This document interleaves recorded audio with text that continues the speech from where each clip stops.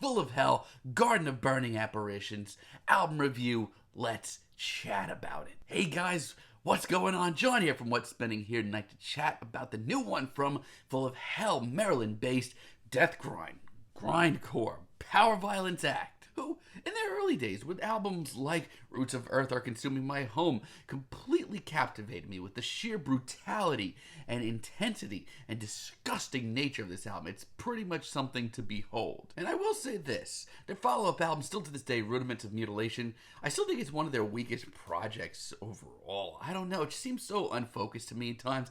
It actually made me fall off with Full of Hell for a while.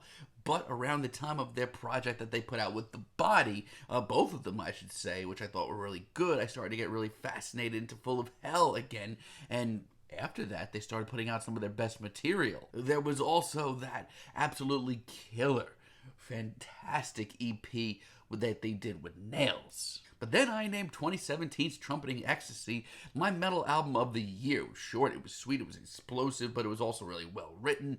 Just some of their most standout tracks in years. Even with this album here, Weeping Choir, I thought the band was pushing out, trying new things, getting a little experimental, not staying within their comfort zone. I loved that. Outside of a couple of blips and blops, maybe you noticed, but for me, Full of Hell's been making grindcore really interesting the last few years. And these new singles leading up to this album are raw and explosive and wild. What else were you expecting? And for better and for worse, this is, it's a Full of Hell project. You know what you signed up for. This album starts off with Guided Blight and woof, good morning. I mean, genuinely, this is actually one of my favorite tracks here. This is breakdown after breakdown. It is blaring production. It is disgusting. It is chilling. The squealed vocals, my God. It's honestly everything I come to Full of Hell for. It is revolting, but it is a blast. I could say a lot of the same things for Asphyxiant Blessing.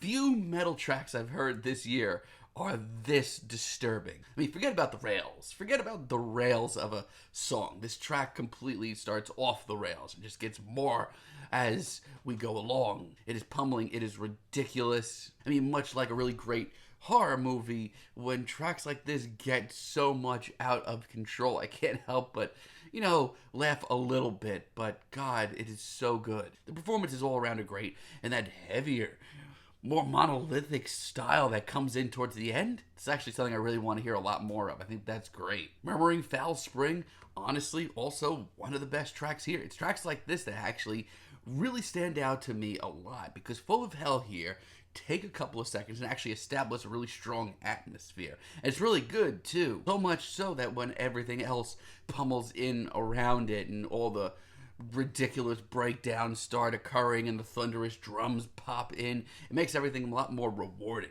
And Urchin Thrones, honestly, late in the album, this is a really great experiment of a tune. This sounds like something off the Doom soundtrack. It is the most absurd thing here, and from a production stance, this is great. And I don't know what that horn is or those woodwinds are in the background.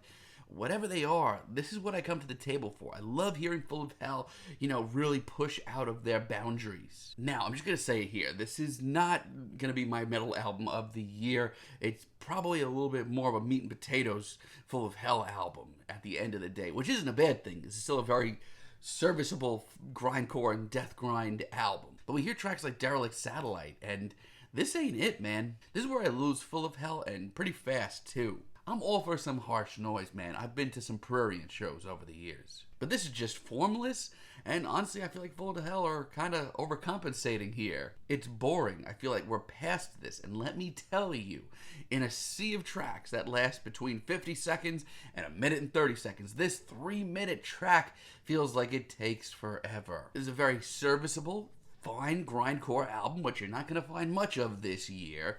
But I'm personally am ready for the next step from Full of Hell. I'm ready for them to take the next big leap. We also get a lot of tracks here like All Bells Ringing, and I feel like we've been here before. I feel like this is rehashed. These riffs just sort of blend together. And since it dropped Industrial Messiah Complex, I haven't been into it. This is just by the books grindcore, and I feel like they're a lot better than that. And I have a lot of the same feelings towards non-atomism too. But like I said, while not invigorating or anything wild or new in grindcore or death grind or Powerviolence, this is still, it's a Full of Hell record, and that alone is worth a listen. And I feel like Burning Apparition like kind of sums this album up perfectly. There is nothing forward thinking here.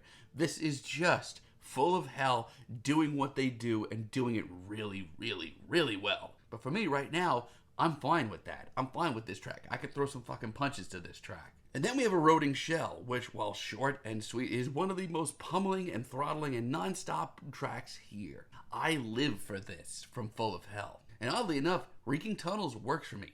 What is this riff? This is practically a groove metal riff. But it's something new. It's something that I haven't heard from them in a while, at least. And, you know, it's just something fresh sounding. And frankly, the rest of this track outside this practically groove metal riff is batshit insane. So everything kind of comes together. And as a finale, I think Celestial Heirarch is pretty good too.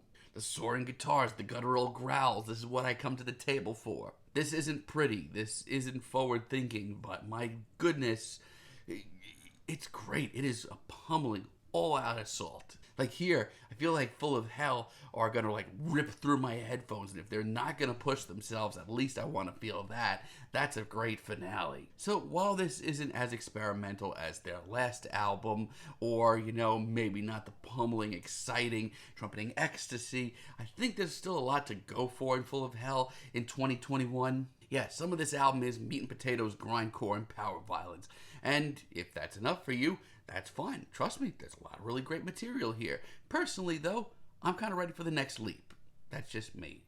I mean, Full of Hell, though, are still one of the best DeathGrind and grindcore acts on the planet for a reason, though. Feeling a very light 7 on this album. Let me know what you guys think down below. If you liked the video, be sure to give us a like, give us a subscribe, and let me know down below what you would like for me to chat about in the future.